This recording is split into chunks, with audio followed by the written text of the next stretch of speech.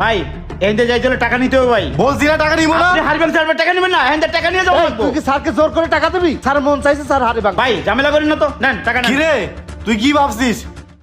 তোর 2 নাম্বারই, তোর জালিয়াতি মানুষ টের পাবে না। তুই মানুষকে বোকা বানিয়ে সব টাকা হাতিয়ে নিস, তোর সব তথ্য ফাঁস হয়ে গেছে। শোন তাহলে, মামা কান মুখ দেখে আজকে সকালে ঘুম থেকে উঠলাম রে, পাবো 200 টাকা পাই গেছি গা, পুরাই লালে লাল। মুয়া! কালকে আবার গেমটা খেলে যাবো। না মামা, বেশি লোভ করা ভালো না। এই দাঁড়াও, কই যাও? এই তোমাদের বাড়ি কই? আমাদের বাড়ি এইখানে। কেন ভাই, কি হইছে? আমাদের কাছে ইনফরমেশন আছে তোমাদের কাছে জাল টাকা আছে। এই যে টাকা ইনফরমেশন তো রাই, এগুলো সবগুলো তো জাল টাকা।